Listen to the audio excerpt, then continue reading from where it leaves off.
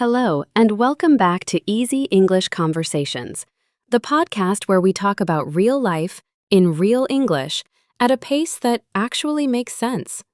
That's right. No rushing, no confusing words. Just two people having a good conversation, and hopefully helping your English get a little better every time. Just a little. We're talking about a habit. One single habit. And the scary thing is, most people do it every single day without even realizing it's hurting them. It's not eating junk food. It's not staying up too late. It's something much quieter than that. And by the end of this episode, you might look at your daily routine in a completely different way. Now, before we jump in, if you're here to practice your English, welcome. This podcast is designed for B1 and B2 level learners. We speak slowly, clearly, and we explain vocabulary as we go. So just relax and listen. And hey, if you enjoy this episode, please give it a like, subscribe to the channel, and leave us a comment below. We genuinely love reading what you write. Here's our question for today, and we want you to think about your own life. How much time do you spend scrolling on your phone every day? Tell us in the comments. No judgment, we promise. So, Annie, when I first said the topic today was the habit quietly destroying your mind, what did you think it was going to be about? Honestly, I thought maybe sleep, or maybe eating habits. Right, and that's exactly the point. We always think of the big bad habits, the obvious ones. But this one is sneaky. Sneaky means it hides from you. It doesn't feel dangerous. It feels nice, actually. That's what makes it so interesting. It feels like a reward, like a little break. But underneath, something is slowly changing in your brain. And we're talking about mindless scrolling. Spending time on your phone, social media, short videos, news feeds, without any real purpose. Now, I know what some people are thinking. That's not a big deal. Everyone does it. And yes, everyone does. That's kind of the problem. Exactly. The most dangerous habits are the ones that feel completely normal. Okay, let's be fair. Let's talk about why people love scrolling. Because there are reasons. Oh, absolutely. I'm not going to pretend I don't do it.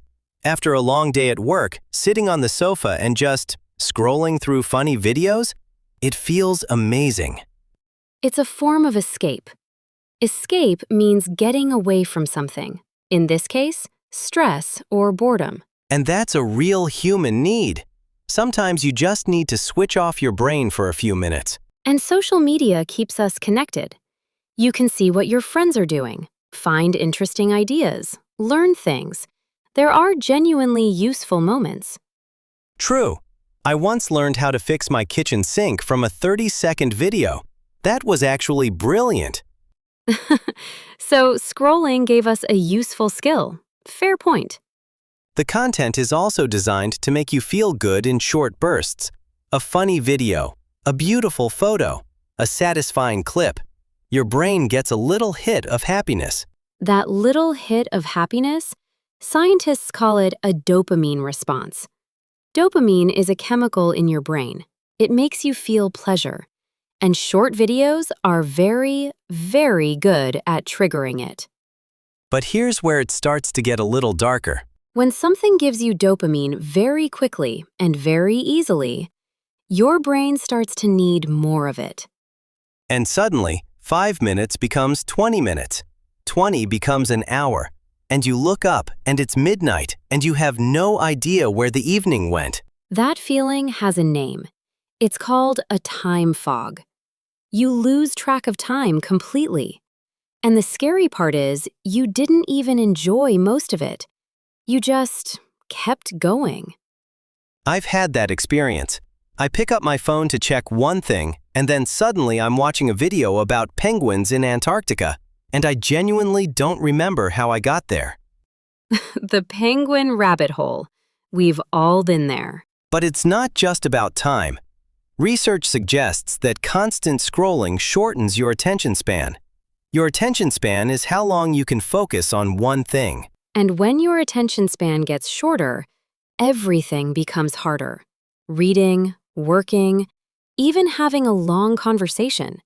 Your brain just wants the next quick thing. That's the quiet destruction.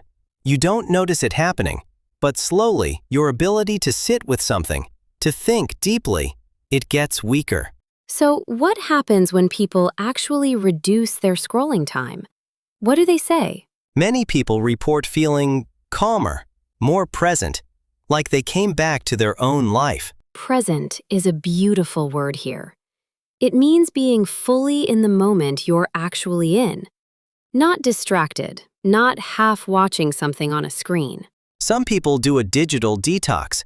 That means taking a break from screens and social media for a period of time. And the results can be surprising. People sleep better almost immediately because the blue light from screens and the mental stimulation, it keeps your brain active when it should be resting. They also report feeling more creative. When your brain has quiet time, real quiet, it starts generating its own ideas. It starts dreaming, imagining, problem solving. Boredom, it turns out, is actually good for you. We were told boredom is bad, but boredom is when your brain does its most interesting work. That's a thought that took me a while to accept. I used to pick up my phone the second I felt bored. Now I try to just sit with it for a moment. And what happens? Usually, I have a random idea. Or I notice something around me I hadn't seen before. Or I just feel peaceful. Of course, it's not easy to just stop scrolling. Not at all. These apps are designed by very smart people whose job is to keep you watching. They use algorithms, systems that learn exactly what you like and keep showing you more of it. Algorithm. That's a word worth knowing. It's a system that makes decisions automatically, based on your behavior. So the app knows you love cooking videos? It will show you cooking videos. Forever.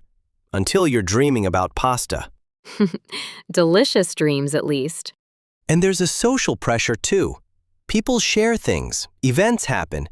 If you're not online, you feel like you're missing out. That feeling even has its own acronym, FOMO, fear of missing out. The anxiety that everyone else is having fun or knowing things that you don't. But here's the thing. Most of the time, you're not missing anything urgent. You just feel like you are.